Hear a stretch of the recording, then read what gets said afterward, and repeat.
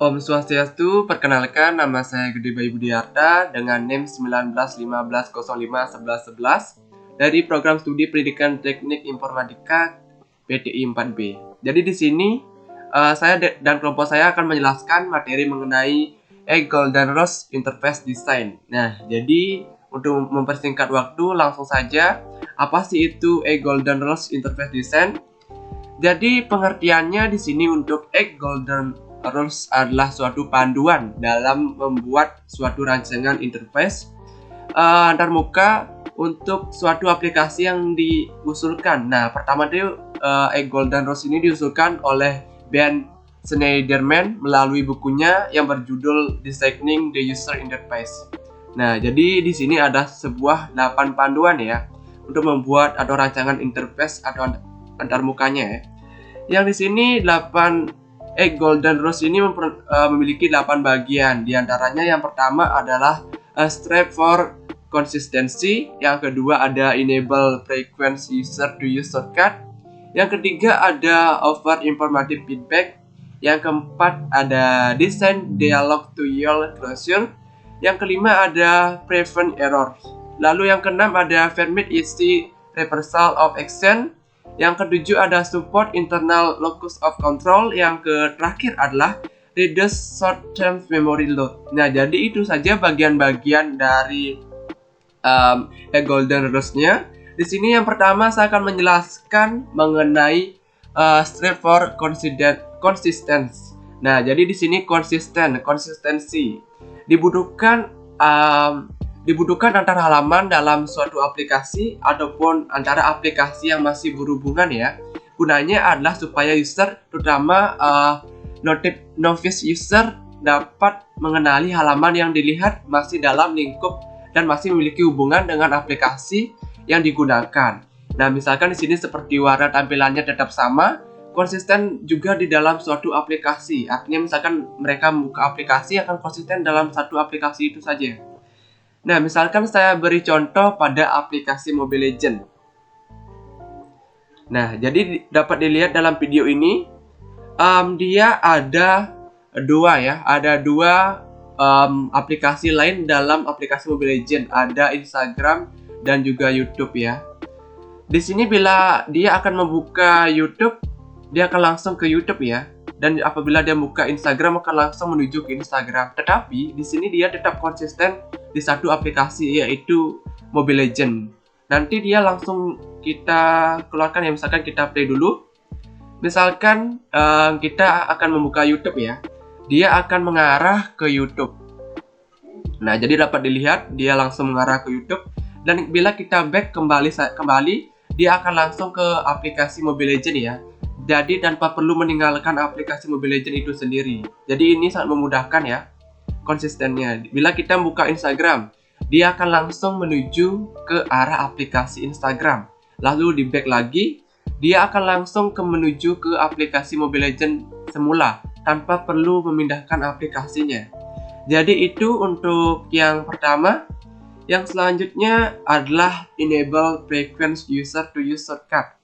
Nah, shortcut sendiri adalah suatu pintasan ya, adalah suatu fungsi tertentu bagi user yang sudah sering menggunakan aplikasi Mobile Legends ini, sehingga dapat lebih memudahkan user untuk menggunakan fungsi tersebut. Misalkan di sana ada berbagai macam fungsi ya, dan dengan pintasan ini dalam melakukan sesuatu dalam aplikasi yang akan membantu user di dalamnya.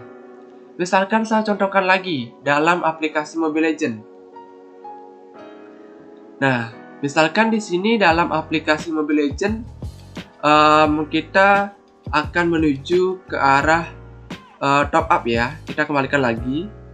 Di sini ada top up yang berbentuk plus ini. Bila kita memencet plus ini, maka dia akan menuju ke arah top up. Biasanya top up itu sendiri keseringan menggunakan suatu website ya. Tapi aplikasi Mobile Legends ini menyediakan fitur pintasan yaitu top up di dalam aplikasinya itu sendiri. Lalu dan juga yang lainnya ya. Di sini juga terlihat ya. Ini juga termasuk pintasan ya. Dua aplikasi yang lain ini misalkan Instagram dan juga YouTube. Jadi dia tidak perlu menuju ke Instagram atau YouTube dengan mengeluarkan aplikasi Mobile Legends, tapi dia ada pintasan langsung ke YouTube itu sendiri ya, ke YouTube ataupun Instagram. Nah, jadi itu untuk yang kedua, untuk pintasannya. Lalu ada pintasan untuk mengubah bahasa, untuk mengubah teks. Di sini teksnya ada berbagai macam bahasa ya, seperti bahasa Indonesia, bahasa Inggris dan lain-lain. Juga suaranya juga ada Inggris, Indonesia, Portugis dan juga yang lain-lain. Lalu yang selanjutnya adalah over informative feedback. Nah, jadi di sini feedback ya. Informative feedback adalah suatu umpan balik. Di sini tidak harus selalu dengan jawaban dari aplikasi ke user, tetapi dapat berupa perubahan antarmuka atau interface, di mana setiap user melakukan aksi dalam aplikasi. Dengan demikian, user paham bahwa aksinya tersebut sudah direspon oleh aplikasi itu sendiri. Misalkan saya contohkan pada aplikasi Mobile Legends lagi. Nah, jadi di sini saya punya suatu video rekaman saya sendiri, yang dimana di sini ada feedback. Misalkan saya mengundang Jason menyenang ke suatu room brawl. Jadi sini dia akan langsung menuju ke room tersebut. Misalkan kita buka mail, kita misalkan akan klaim semua ya. Nah, di sini adalah ada umpan balik, ada suatu tindakan atau aksi saya yang direspon oleh si aplikasi dengan cara membukakan email atau mail dari semua yang ada dalam box atau inbox ini sendiri, seperti itu. Jadi itu saja untuk penjelasan saya mengenai ketiga bagian dari Egg Golden Rules. Yang selanjutnya akan dijelaskan oleh teman saya. Sekian dan terima kasih. Halo semuanya, Om Swastiastu. Perkenalkan, nama saya Gedi Satriadi Utama dengan NIM 1919051075 dari Pendidikan Teknik Informatika kelas 4B. Jadi sini saya akan melanjutkan penjelasan dari Egg Golden Rules Interface Design dari teman saya yang barusan sudah menjelaskan nomor 1, 2, dan 3. Jadi sini saya akan menjelaskan nomor 4 dan nomor 5. Yang nomor 4 yaitu Design Dialog to Yield Closure, yang dimana di sini penjelasannya yaitu untuk poin ini sebenarnya termasuk di bagian informative feedback. Jadi ada feedback yang sangat informatif pada user dengan menyampaikan bahwa proses yang dilakukan user sudah selesai. Jadi kegiatan yang sudah dilakukan user itu sudah selesai. Jadi user paham bahwa dia tidak perlu menunggu apakah masih akan ada tahapan lain setelah menyelesaikan suatu proses. Jadi sini kelompok kami mengambil penjelasan dari artikel BINUS, University School of Computer Science. Jadi nomor 4 ini saya akan berikan contohnya pada studi kasusnya, yaitu saya mengambil interface design pada aplikasi link aja, yang dimana pada nomor 4 ini bahwa menjelaskan bahwa aplikasi UI tersebut sudah selesai, jadi user tahu telah selesai. Jadi sini ketika kita sudah melakukan transaksi pada aplikasi link aja, jadi akan diberikan suatu detail transaksi, dan di sini ada bacaan sukses. Berarti di sini seorang user bisa tahu bahwa transaksi tersebut sudah selesai dilaksanakan. Wow. Jadi di sini menerangkan bahwa aplikasi link aja sudah menerapkan Egg Golden Rules pada bagian nomor 4, dan aplikasi ini sudah sangat bagus, dan saya menjadikan contoh untuk video ini. Selanjutnya yaitu ada poin nomor 5 yaitu prevent error. Jadi sini saya akan baca. Poin ini untuk menjaga agar user tidak melakukan kesalahan dalam menjalankan proses. Sangat diperlukan supaya user tidak merasa jenuh dalam mencoba menggunakan aplikasi karena tidak bisa menemukan format atau aksi yang tepat pada saat mencoba suatu fungsi. Jadi sini diberikan contoh, biasanya berupa penunjuk pengisian formulir sesuai format yang diterima oleh aplikasi, sehingga user dapat mengisi formulir dengan tepat pada percobaan pertama. Jadi poin pada nomor 5 ini intinya agar user tidak melakukan kesalahan dalam menjalankan proses. Jadi agar user tidak merasa jenuh, jadi pada poin nomor 5 ini agar user lebih digampangkan untuk menemukan format atau aksi yang tepat pada saat mencoba suatu fungsi. Jadi sini contoh fungsinya itu mengisi formulir, dan sini saya contohkan dalam studi kasus mengisi formulir bukan formulir, yaitu melakukan top up pada link aja. Jadi saya berikan contoh link aja tadi. Jadi sini seorang user ingin membeli top up atau pulsa dari aplikasi link aja ini. Jadi seorang user bisa menekan pulsa atau data, sudah diberikan menu di sini, sudah dipermudah agar mencegah user melakukan keeroran. Jika kita menekan pulsa atau data, maka akan dilanjutkan ke bagian nomor telepon. Jadi sini kita bisa nambahkan nomor telepon saya bisa langsung, dan transaksi terakhir yang sudah dilakukan. Jadi sini menggampangkan user tidak melakukan error. Jadi kita bisa menekan nomor telepon saya yang bisa diisi otomatis oleh aplikasi. Ketika kita menekan nomor telepon saya, maka akan diarahkan ke bagian menu top up yang bisa dipilih nominal saldo dari 10.000, 15.000, 20.000. Di sini ada total biayanya jika kita melakukan top up di sini. Maka user akan mengetahui, oh berarti jika kita ingin melakukan top up 10.000, kita bisa menekan tombol 10.000. Maka keeroran user bisa kita atasi. Maka ketika user menekan tombol 10.000, maka dia akan mendapatkan detail transaksinya. Jadi di sini berada dari nama perusahaan apa, detail transaksinya, totalnya berapa. Jadi user bisa mengetahui cara melakukan top up dengan sangat gampang dan akan diarahkan oleh aplikasi ini. Dengan menggunakan UI seperti ini, maka user tidak akan mendapatkan suatu keeroran pada suatu aplikasi ini. Ketika menekan konfirmasi, maka akan kembali seperti yang tadi, maka akan kita mendapatkan detail transaksi. Nah, mungkin sebegitu saja untuk poin nomor 4, design dialog to your closure, dan poin nomor 5 yaitu prevent error. Selanjutnya akan dijelaskan oleh teman saya untuk bagian 6, 7, dan 8. Demikian dan terima kasih. Om Swastiastu, perkenalkan nama saya Marsha Prastikuartana dengan NIM 19150510313 dari kelas PTI 4B. Pada kesempatan kali ini saya akan menjelaskan The 8 Golden Rules of Interface Design. Jadi, The 8 Golden Rules of Interface Design merupakan suatu panduan untuk membuat suatu rancangan antarmuka yang pertama kali dikemukakan oleh Ben Shinderman pada bukunya yang berjudul Designing the User Interface.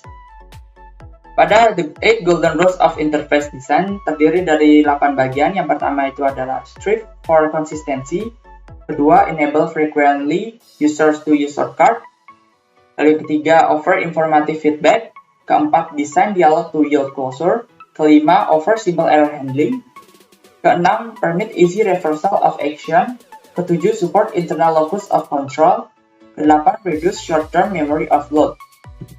Jadi di sini saya akan menjelaskan Permit Easy Reversal of Action adalah sebuah bagian di mana sebuah interface memiliki opsi untuk kembali kepada aksi sebelumnya.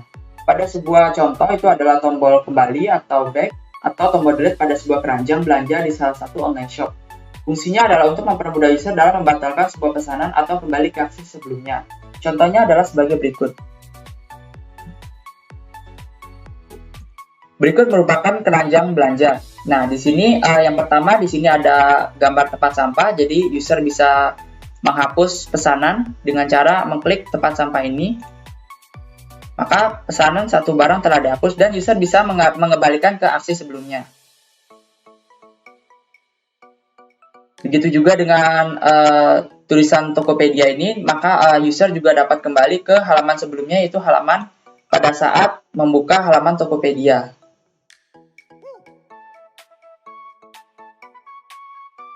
Lanjut ke selanjutnya itu adalah Support Internal Locus of Control. Pada poin ini, user sudah terbiasa menggunakan aplikasi karena biasanya user ingin memiliki tampilan yang bisa diatur oleh user sendiri sesuai preferensi dari user. Hal ini dapat meningkatkan kepuasan user terhadap aplikasi yang sangat mempengaruhi UX terhadap aplikasi tersebut. Jadi, dalam interface, user harusnya memiliki kepercayaan tinggi bahwa aplikasi yang digunakan dapat dikontrol sepenuhnya oleh user tersebut. Jadi, pada contoh, di mana pada proses pembelian, seperti ini, ketika menambahkan ke keranjang belanja, lalu masuk pada halaman keranjang belanja, lalu user melakukan pembelian, itu pada proses tersebut dilakukan sepenuhnya oleh user. Ini merupakan poin dari Support Internal Locus of Control. Lalu selanjutnya itu adalah Reduce Short-Term Memory Offload. Jadi, dalam interface yang baik, informasi visual sangatlah penting karena user dapat dengan nyaman menggunakan aplikasi tanpa harus mengingat flow yang perlu ia lakukan dengan cara menghafal bagian-bagian layar. Pada poin ini biasanya orang lebih memusatkan pada desain tata letak menu dan tombol. Jadi, pada reduce short-term memory offload, jadi user merasa nyaman dengan tampilan yang ada atau tampilan pada aplikasi. Pada contoh, itu adalah saat membeli baju.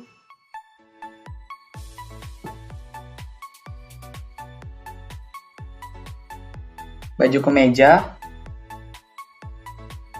Nah, dengan tampilan seperti ini, user merasa nyaman dengan beberapa informasi yang diberikan atau beberapa flow yang diberikan, seperti untuk memilih varian baju, untuk memasukkan ke dalam keranjang, dan beli langsung.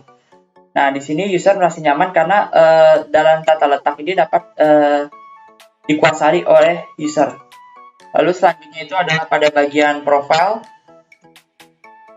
di mana user dapat mengubah tampilan biodata diri seperti nama, tanggal lahir, dan data-data lainnya. Lalu selanjutnya itulah pada Facebook. Nah, pada halaman Facebook di sini user dapat mengubah tampilan dan aksesibilitas dengan berbagai mode seperti mode gelap dan mode lainnya, dan juga untuk mengubah posisi dari keyboard. Jadi itu merupakan poin dari reduce short-term memory offload. Baik, itu saja penjelasan dari saya mengenai ketiga bagian dari The 8 Golden Rules of Interface Design. Jika ada salah kata, saya mohon maaf yang sebesar-besarnya. Terima kasih.